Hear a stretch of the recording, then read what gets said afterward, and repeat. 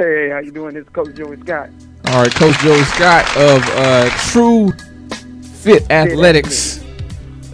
This guy here is a man of magic. At least I'll say he is, because he's working on the top athletes around the world, some of which they're going to qualify for the Olympics. As a matter of fact, he got an event going on tomorrow, don't you, Joey? Yeah, it's called True Fit Invite Sprint Series, Sunshine State Sprint Series. Okay, and what does it all entail? We have people from all over the world, such as the Caribbeans, all the way from Europe, a couple of Olympians, a couple of Olympic qualifiers for Rio, some people that's trying to hit the qualifying standards for the Rio Olympics. Okay. I'm giving them an opportunity to come and get some great times and hopefully qualify in their selective event. Mm-hmm. And move on to their trials if they have one. If they don't have a trial, they can move on to the Olympics. And this is all going down where? University of Miami. And first I'd like to thank Amy Deem for allowing us, and the whole University of Miami crew for allowing me to have such a meet there on their premises at Cobb Stadium, University of Miami. Yeah, that's big stuff right there. They've had a string of Olympians that have come out of there, so that's good solo to be on. As a matter of fact, you got a spouse that might be qualifying as well, right?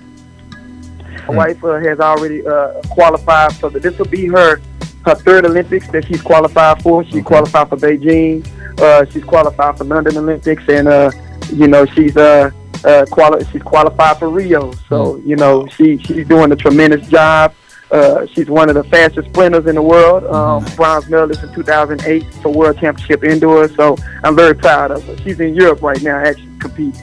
Man, y'all living that jet life. So now, where did it start for you? Like, what got you into fitness and overall training? Well, of course, I was an athlete. I went on to do great things at the University of Oklahoma. That's where I competed at. After I competed at University of Oklahoma, I did run on the professional circuit. I never, to be honest with you, I never thought I would be a coach. But this is something that I'm very passionate about. I became very passionate about it because when I was an athlete second, but I was a student to the game first. Right. Especially in this sport, track and field, a lot of people don't understand the grit that these athletes go through. And it's crazy behind the scenes because the only thing that the public sees is the Olympics. Right. They don't understand that before there was a Usain Bolt, there was a guy who was trying to make teams, who was getting fifth place, sixth place, who was getting, injured all the time. He was going through strenuous training, and all of that hard work and dedication paid off, which made him the world record holder, Usain Bolt. And down here is a hub apparently for a lot of track and field, athletes. Period. I know this is like a playground for them, but when it comes to track and field, it's real prominent, isn't it? Oh yeah, most definitely. Let me tell you this: I'm originally from Texas, okay, and I thought Texas was the guru of sport. Right. I came to Florida, and I'm telling you right now, it's a lot of hidden talent in Florida. I was very impressed of how many youth are involved, and that's one of the reasons that I stayed with it as well. And you're not limited to just track, right? There are other sports that you help train with as well. People come to me for speed and technique, and they come to me for agility. I've dealt with a lot of basketball players, football players. I even had some soccer players and some baseball players that I train. When people want to get faster, when people want to kind of enhance their ability, they come see me over at True Fit. No boxing? Yep, boxing as well. Actually, my best friend is actually Deontay Wilder, who is the WBC heavyweight champion of the world. And I do his flexibility, before his fights and things like that. So I've dealt with all kinds of boxers as well. I got a question for you. Back to the kids that you're working on with training them for speed. Is there anybody in particular that you might be looking at? Any phenoms that you have right now you're working with?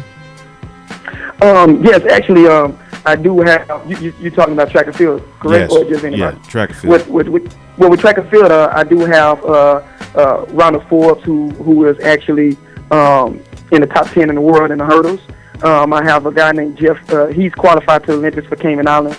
I have Jeff Jumis, who is Haiti's top 110 hurdler, just qualified to the Olympics as well. This goes on and on, man. Now, I have a lot of athletes that's not from here, but they do trust their careers in my hand.